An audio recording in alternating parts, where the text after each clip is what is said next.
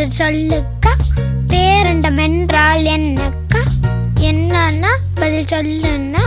கருந்துளை என்றால் என்னன்னா? என்னக்கா பதில் சொல்லுக்கா.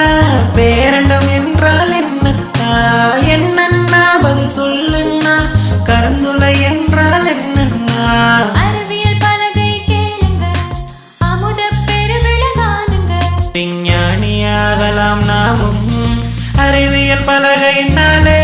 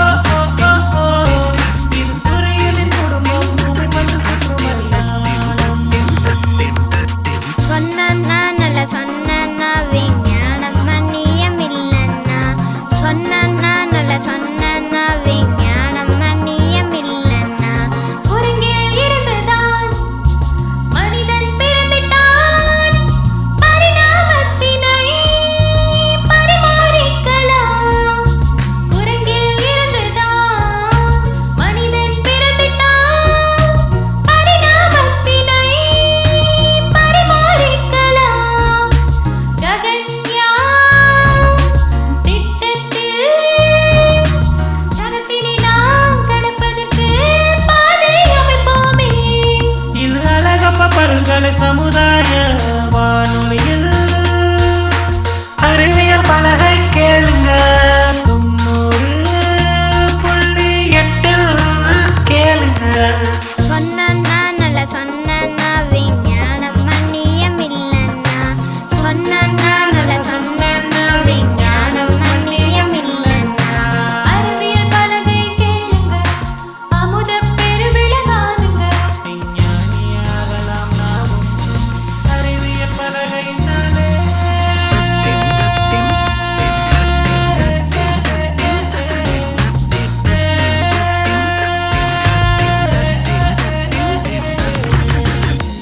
அழகப்பா பல்கலை சமுதாய வானொலி நேயர்களுக்கு அன்பான வணக்கங்கள். இன்றைய அறிவியல் பலகை நிகழ்ச்சியில காரைக்குடி மத்திய மின்வேதியியல் ஆராய்ச்சி நிலையத்தில் மாணவர்களாக பயணிக்கக்கூடிய 2 பேர் இணைகிறாங்க. முதலாவதாக நிவேதா அவர்கள் இணைகிறாங்க. இவங்க காரைக்குடி சிஎஸ்ஐஆர் சிக்ரியில ஆராய்ச்சி மாணவியாக பயணிக்கிறாங்க. இன்னைக்கு இவங்க அறிவியல் பலகை நிகழ்ச்சியில ஆற்றல் பற்றி தான் நம்ம கூட பேச இணைகிறாங்க. வாங்க நேயர்களே, நம்ம நிகழ்ச்சியை கேட்டு பயனடையலாம். விஞ்ஞானியாகலாம் நாமும் அறிவியல் பலகையினாலே.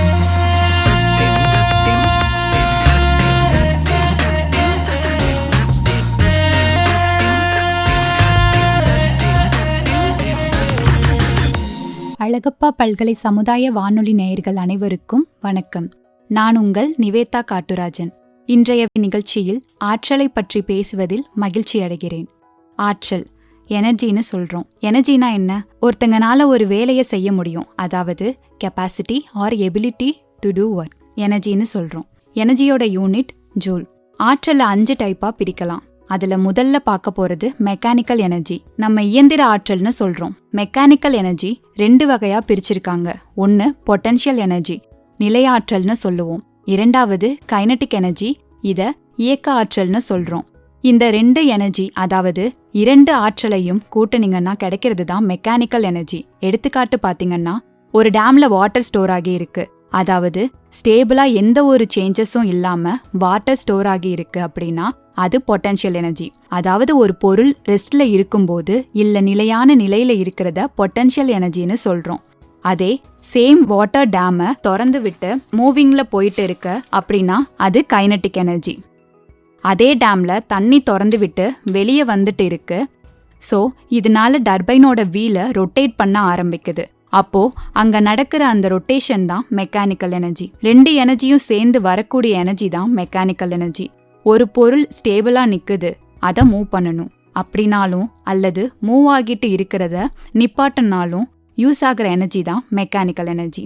டேம்ல இருந்து வர தண்ணி மெக்கானிக்கல் எனர்ஜி ஆனதுக்கப்புறம் திரும்ப எலக்ட்ரிக்கல் எனர்ஜியா கன்வெர்ட் ஆகுது.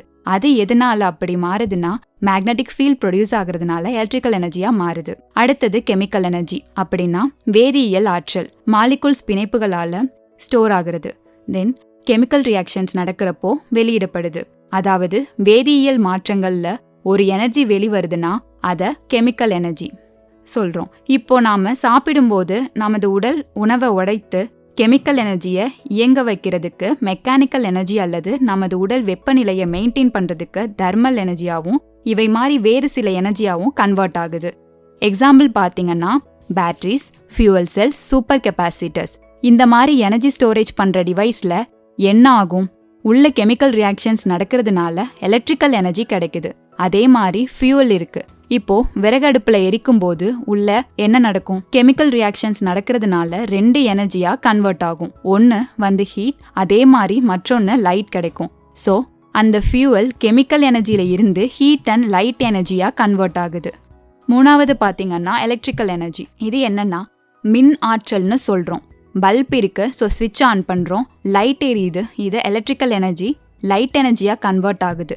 அதே மாதிரி ஃபேனை போடுறீங்க, ஃபார்ம் ஆகிற எலக்ட்ரிக்கல் எனர்ஜி மெக்கானிக்கல் எனர்ஜியா மாறுது.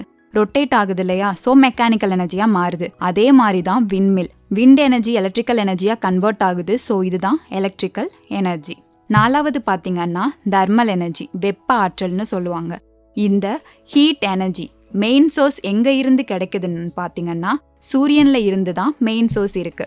இந்த எனர்ஜி ஹீட் மற்றும் டெம்பரேச்சர் சார்புடையதா இருக்கு. எதனால இப்படி மாறுது அப்படின்னா உராய்வு, அதாவது ஃபியூவலுக்குள்ள எல்லாம் கொலைட் ஆகி ஃபிக்ஷன் ப்ராசஸ் நடக்கிறதுனால அந்த கெமிக்கல் ரியாக்ஷன்னால ஹீட் எனர்ஜி ப்ரொடியூஸ் ஆகுது. அடுத்தது சோலார் எனர்ஜி, சூரிய ஆற்றல். இது என்னன்னா சன்ல இருந்து டைரக்டா கிடைக்கிறது, அதான் சோலார் எனர்ஜி. இது நமக்கு டைரக்டா கிடைக்கிறதுனால solar heater, solar cooker heat பண்றதுக்கு யூஸ் பண்ணிக்கலாம். அப்புறம் சோலார் எனர்ஜி இருக்கிற நாம ஆர்டிஃபிஷியல் சேட்டலைட்ஸ், வாட்சஸ், கால்குலேட்டர்ஸ், அப்புறம் இதை யூஸ் பண்ணி சோலார் வெஹிக்கல்ஸை கூட ஆப்ரேட் பண்ணலாம். எனர்ஜியை நம்ம எந்த நேரத்திலையும் உருவாக்கவும் முடியாது, அழிக்கவும் முடியாது. ஆனா என்ன பண்ணிக்கலாம்னா ஒரு எனர்ஜியில இருந்து மற்றொரு எனர்ஜியா மாத்திக்கலாம். So energy can be neither created not destroyed. இதுதான் லால சொல்றாங்க, அதாவது law of conservation of energy, தமிழ்ல ஆற்றல் அழிவின்மை விதின்னு சொல்றாங்க. இப்போ சில எடுத்துக்காட்டுகளை பார்க்கலாம். நீங்க காலையில காஃபி போடும்போது தண்ணீரை கொதிக்க வைக்கிறதுக்கு நீங்க யூஸ் பண்ற அடுப்பு இல்லைன்னா காஃபி மேக்கர் தெர்மல் எனர்ஜியை சார்ந்திருக்கு. அடுப்புனால வர்ற வெப்பம் தண்ணீரில் மாறுது. படிப்படியா வெப்பம் அதிகமாகி சரியான காஃபியை போடுறோம். நீங்க வேலைக்கு இல்லைன்னா ஸ்கூலுக்கு போறப்போ நீங்க கார்ல போனாலும், பைக்கை ஓட்டிட்டு போனாலும், இல்ல பஸ்ல போனாலும் ஃபியூவல் இல்லைன்னா பேட்டரிஸ் தான் கெமிக்கல் ரியாக்ஷன் நடந்து இன்ஜினுக்கு பவர் கொடுக்குது. வெஹிக்கல் ரன் ஆகுது. ஸோ மெக்கானிக்கல் எனர்ஜியா கன்வெர்ட் ஆகுது. இப்போ நாம டெய்லி பார்க்குற பொதுவான எனர்ஜி ஸ்டோரேஜ் டிவைஸ்ல ஒன்று தான் பேட்டரி. மொபைல் ஃபோன் அப்புறம் கம்ப்யூட்டர் ஒர்க் ஆகுறதுல இருந்து போர்ட்டபிள் மியூசிக் பிளேயர் அப்புறம் ரிமோட் கண்ட்ரோலர் ஒர்க் ஆகுறது வரை எல்லா இடத்துலையும் பேட்டரி தான் இருக்கு. கெமிக்கல் ஃபார்மா எனர்ஜியை ஸ்டோர் பண்ணி எலக்ட்ரிக்கல் எனர்ஜியா நமக்கு தேவைப்படும் போது கன்வெர்ட் பண்ண முடியுது. ஸ்மார்ட் ஃபோன் கூட பேட்டரியை கனெக்ட் பண்ணும்போது பேட்டரியில உள்ள கெமிக்கல்ஸ் ரியாக்ஷன்ஸ் தூண்டப்படுது, எலக்ட்ரான்ஸை வெளியிடுது. அதுக்கப்புறம் எலக்ட்ரிக்கல் எனர்ஜியா ப்ரொடியூஸ் பண்ணுது. ப்ரொடியூஸ் ஆகிற எலக்ட்ரிக்கல் எனர்ஜியை ஃபோனுக்கு கொடுக்குறப்போ நம்ம ஈஸியாக ஒர்க் பண்ணுறோம். தொழில்நுட்பம் தொடர்ந்து முன்னேறி வருவதால் பேட்டரி திறன் மற்றும் சுற்றுச்சூழல் நிலைத்தன்மையை மேம்படுத்த புதிய பொருட்கள் மற்றும் வடிவமைப்புகளை ஆராய்ச்சியாளர்கள் மற்றும் விஞ்ஞானிகள் தொடர்ந்து ஆராய்ந்து வருகின்றனர். நீண்ட காலம் நீடிக்கும், வேகமாக சார்ஜ் செய்யும் மற்றும் சுற்றுச்சூழலில் குறைந்த தாக்கத்தை ஏற்படுத்தும் பேட்டரிகளை உருவாக்குவதே குறிக்கோள். பேட்டரிகளை போன்ற ஆற்றல் சேமிப்பு சாதனங்கள் நம் வாழ்வில் இன்றியமையாததாகிவிட்டன. இது நமது பெருகிய முறையில் இணைக்கப்பட்ட உலகில் நமக்கு தேவையான நெகிழ்வுத்தன்மையையும் வசதியையும் வழங்குகிறது. அவை ஆற்றல் சுற்றுச்சூழலின் ஒருங்கிணைந்த பகுதியாகும். எப்பொழுது மற்றும் எங்கு தேவைப்படும் போது ஆற்றலை சேமிக்கவும் அணுகவும் அனுமதிக்கிறது. நம் வாழ்வின் ஒவ்வொரு கணமும் நாம் தொடர்ந்து பல்வேறு வகையான ஆற்றலுடன் தொடர்பு கொள்கிறோம் மற்றும் அவற்றை நம்பியிருக்கிறோம். நமது சாதனங்களை இயக்கும் மின்சாரம் முதல் நம் வீடுகளை சூடாக்கும் வெப்பம் வரை, நமது வாகனங்களை இயக்கும் எரிபொருள்களிலிருந்து நம் உடலை தாங்கும் ஆற்றல் வரை, ஆற்றல் நமது இருப்பின் இன்றியமையாததாக பகுதியாகும். இந்த அறிவொளி வானொலி பேச்சில் என்னுடன் இணைந்ததற்கு எனது ஆழ்ந்த நன்றியை தெரிவித்துக் கொள்கிறேன். இந்த வானொலி பேச்சை முடிக்கும்போது நம்மை சூழ்ந்துள்ள நம்ப முடியாத ஆற்றல் உலகத்தை பற்றி சிந்திக்க உங்களை அழைக்கிறேன். ஒரு ஸ்விட்சின் ஃபிளிக் முதல் நாம் பயணிக்கும் மைல்கள் வரை ஆற்றல்தான் நம் வாழ்க்கையை இயக்குகிறது மற்றும் குறிப்பிடத்தக்க சாதனங்களை அடைய உதவுகிறது. பேட்டரிகள் மற்றும் அதற்கு அப்பால் ஆற்றலை சேமிக்கும் குறிப்பிடத்தக்க தொழில்நுட்பங்களை பாராட்டுவோம், ஏனெனில் அவை எப்பொழுதும் வளர்ந்து வரும் நமது உலகில் மிகவும் அவசியமானவை. மீண்டும் ஒரு முறை இந்த வசீகரமான ஆய்வில் என்னுடன் இணைந்ததற்கு நன்றி. உங்கள் பங்கேற்பும் உற்சாகமும் இந்த பயணத்தை உண்மையிலேயே மறக்க முடியாததாக மாற்றியுள்ளது. நன்றி. வணக்கம் நண்பர்களே, நான் ஹரீஷ். சிஎஸ்ஐஆர் சிக்ரியில் பிடெக் 3rd இயர் படிச்சிட்ருக்கேன். இன்றைய விஞ்ஞான விந்தை நிகழ்ச்சிக்கு உங்களை அன்போடு வரவேற்கிறேன். இந்த வாய்ப்பினை வழங்கிய சிஎஸ்ஐஆர் சிக்ரிக்கும் ஜிக்யாசா ஒருங்கிணைப்பாளர் முனைவர் அங்கப்பன் அவர்களுக்கும் நன்றி. அறிவியல். நம்ம காலையில் தூங்கி எழுந்து பல் துலக்கிறதுலேருந்து நம்ம நைட்டு மொபைலில் எல்லாருக்கும் மெசேஜ் அனுப்பிட்டு நம்ம தூங்கிறது வரையும் நம்ம மொத்த வாழ்வையும் இயக்குறது அறிவியல் தான். இன்னைக்கு பல அறிவியல் சார்ந்த விஷயங்கள், கண்டுபிடிப்புகள், சிந்தனைகள் இது எல்லாமே நமக்கு வெளிநாட்டினர்கிட்ட இருந்து தான் வந்திருக்கு. இந்தியாவோட பங்களிப்பு அறிவியலில் கொஞ்சம் கொஞ்சமாக உயர்ந்தாலும் உலகளவில் பார்க்கும்போது நம்மளோட பங்களிப்பு குறைவு தான். இது கொஞ்சம் வருத்தம் தரக்கூடிய விஷயம்தான். ஆனால் நம்ம பண்டைய தமிழர் நாகரிகம் பற்றி நம்ம எல்லாருக்குமே தெரியும். அவங்க எல்லாத்துலேயும் சிறந்து விளங்கினாங்க, குறிப்பாக அறிவியல். சரி, இதெல்லாம் நமக்கு எப்படி தெரியும்? எல்லாம் நம்ம பழந்தமிழ் இலக்கியங்கள்ல இருந்து தான். நம்ம சங்க இலக்கியங்கள் அகவாழ்வு, புறவாழ்வு அப்படின்னு அதை பற்றி மட்டும் பேசாமல் பல அறிவியல் சிந்தனைகளுக்கும் வித்திட்டு இருக்கு. நம்ம மூதாதையரெல்லாம் இயற்கையோட ஒன்றிணைஞ்சு வாழ்ந்தாங்க. இன்னைக்கு நான் உங்களுக்கு நம்ம பழந்தமிழ் இலக்கியங்களில் புதஞ்சு கிடக்கிற பல அறிவியல் அறிவு பற்றி சொல்ல போகிறேன். முதலாவதா நம்ம உயிரியல் அறிவு பற்றி பார்ப்போம். நமக்கு இன்னைக்கு தமிழ்லேயே கிடைச்சிருக்கிற மிக பழமையான நூல் தொல்காப்பியம். அந்த நூல் உயிரினங்களை 1 அறிவிலிருந்து 6 அறிவு வரையும் அவ்வளவு அழகா அந்த காலத்திலேயே பாகுபாடு பண்ணி வச்சிருக்காங்க. ஒரு தொல்காப்பிய பாடல் என்ன சொல்லுதுன்னா, 1 அறிவதுவே உற்று அறிவதுவே, 2 அறிவதுவே அதனோட நாவ, 3 அறிவதுவே அவற்றோடு மூக்கே, 4 அறிவதுவே அவற்றோடு கண்ணே, 5 அறிவதுவே அவற்றோடு செவியே, 6 அறிவதுவே அவற்றோடு மனனே, நேரிதின் உணர்ந்தோர் நெறிப்படுத்தினரே. ஒன்றும் இல்லைங்க, ஓரறிவு உடைய உயிரினங்கள் வெறும் தொடுதல் உணர்வையும், ஈரறிவு உயிரினங்கள் அந்த தொடுதல் உணர்வோட சேர்த்து சுவைத்தலையும், 3 அறிவு உயிரினங்கள் நுகர்தலையும், கண் பார்வை கொண்ட உயிரினங்கள் 4 அறிவு கொண்டதுனும், காதால் கேட்கக்கூடிய தன்மையுடைய உயிரினங்கள் 5 அறிவு அப்படின்னும், இது எல்லாத்துக்கும் மேலே சிந்திச்சு செயல்படக்கூடிய உயிரினங்களை 6 அறிவு கொண்ட உயிரினமான மனிதன் அப்படின்னு தொல்காப்பியர் மிக அழகாக குறிப்பிட்டிருக்காரு. உயிரியலில் மட்டும் இல்லை, வானியல், விண்ணியல் இப்படின்னு பல துறைகள்லையும் நம்ம பண்டைய தமிழர் சிறந்து விளங்கியிருக்காங்க. முதலாவதாக நம்ம வானியல் பற்றி பார்க்கலாம். இப்போ நான் சொல்ல போகிற இந்த பாடல் நம்ம எல்லாரும் எங்கேயாவது ஒரு இடத்துலையாவது கேட்டிருப்போம். அண்ட பகுதியின் உண்டை பிறக்கம் அளப்பெருந்தன்மை வளப்பெருங்காட்சி. திருவாசகத்தில் மாணிக்க வாசகர் இதை சொல்லியிருக்காரு. அவர் அந்த காலத்திலேயே அண்டம் அப்படிங்கிற அந்த பெருவெளியில் இந்த உருண்டையான கோள்களுடைய காட்சி அளவே இட முடியாத ஒரு வளமான காட்சி அப்படின்னு எந்த ஒரு இதுவும் இல்லாமல் அந்த காலத்துல இவ்வளோ நல்லா நமக்காக சொல்லியிருக்காரு. அடுத்ததா கிரகங்களுக்கு பெயர் வைக்கிறதுலையும் நம்ம தமிழர்கள் சிறந்து செயல்பட்டிருக்காங்க. உதாரணமாக சொல்லணும்னா மார்ஸ் அப்படின்னு சொல்லக்கூடிய செவ்வாய் கிரகம், அதுக்கு அந்த கோள் சிவந்த நிறத்தில் இருக்கிறதுனால செவ்வாய் அப்படின்னு பெயர் வச்சிருக்காங்க.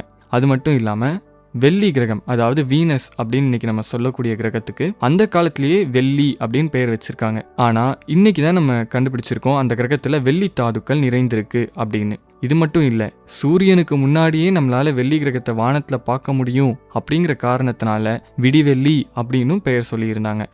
அடுத்ததா புறநானூறுக்கு வருவோம். புறநானூறு நமக்கு என்ன சொல்லுதுன்னா, செஞ்ஞாயிற்று செலவும் அஞ்ஞாயிற்று பறிப்பும் பறிப்பு சூழ்ந்த மண்டிலமும் வழி திரு தரு திசையும். அதாவது சூரியனோட பயணம், இயக்கம், அதை சுற்றி பிற கோள்கள் எப்படி வருது, காற்றின் திசை, இதை பற்றியெல்லாம் ஏதோ நேரில் போய் பார்த்து அளந்த மாதிரி அந்த காலத்திலேயே அவ்வளவு துல்லியமாக கணிச்சு சொல்லியிருக்காங்க.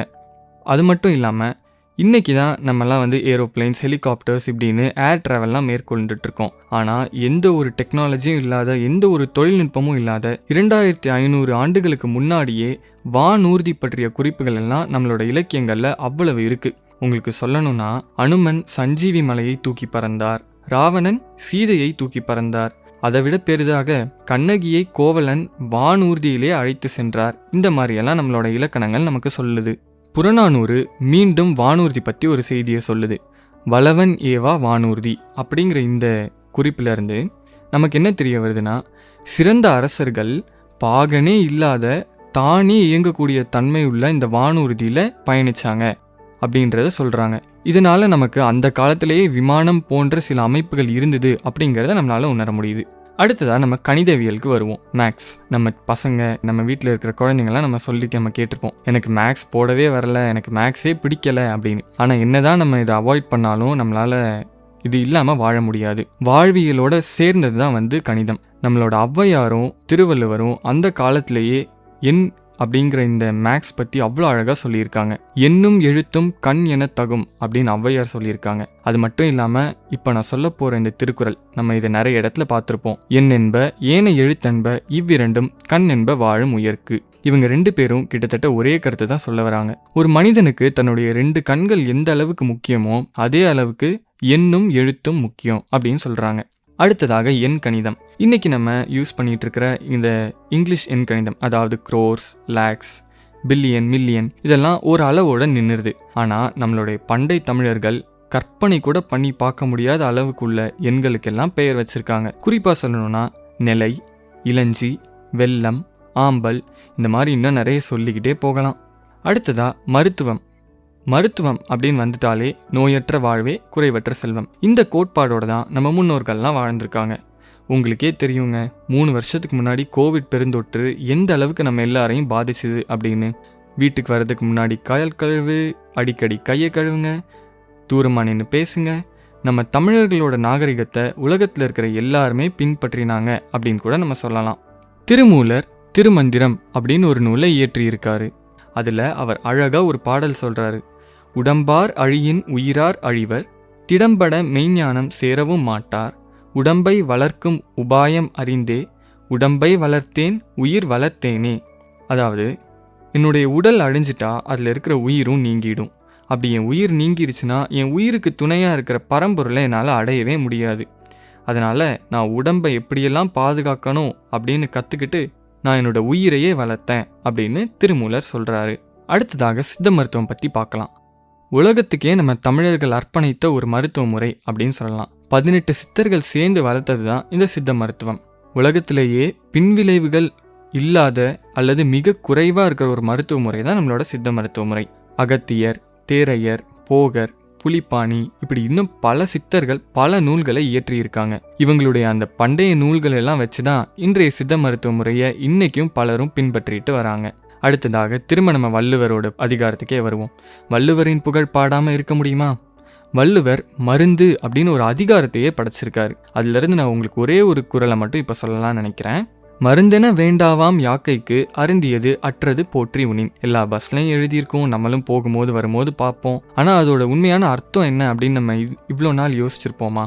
நான் சொல்கிறேன். அதாவது, முன்னாடி சாப்பிட்ட உணவு செரிச்ச அப்புறம் அடுத்த வேளை நமக்கு எவ்வளோ தேவையோ அந்த அளவுக்கு மட்டும் நம்ம சாப்பிட்டா மருந்து அப்படிங்கிற ஒரு விஷயமே நம்ம உடம்புக்கு தேவையில்லை அப்படின்னு திருவள்ளுவர் அவ்வளோ அழகாக சொல்லியிருக்காரு. இதை நம்ம பின்பற்றினாலே நம்ம உடலை ரொம்ப ஆரோக்கியமாக பார்த்துக்கலாம். அடுத்ததாக அறிவியல், தாவரவியல், இந்த மாதிரி விஷயங்கள் மட்டும் இல்லாமல் நேர கணிப்புலையும் தமிழர்கள் சிறந்து விளங்கியிருக்காங்க. இன்னைக்கு தாங்க என்னென்னமோ கிளாக் வந்துருச்சு, டிஜிட்டலுங்கிறாங்க, அனலாகுங்கிறாங்க, அப்புறம் இன்னும் பல வகையான கிளாக்ஸ் இருக்குது. ஆனால் எந்த ஒரு தொழில்நுட்பமும் இல்லாத அந்த காலத்திலேயே நம்ம தமிழர்கள் நேரத்தை மிக துல்லியமாக கணிச்சிருக்காங்க. ஒன்று சொல்லணும்னா, மன்னர்கள் போருக்கு போகிறதுக்கு முன்னாடி கோவில்களில் நாழிகை கணக்காளர்கள் அப்படின்னே சில பேர் இருப்பாங்க. இவங்க நீர்க்கடிகாரம் அப்படின்னு ஒரு முறையை வச்சு நேரத்தை கணிச்சிருக்காங்க. இது நமக்கு எப்படி தெரியும்னா, ஒரு முல்லை பாட்டிலிருந்து நமக்கு தெரிய வந்திருக்கு.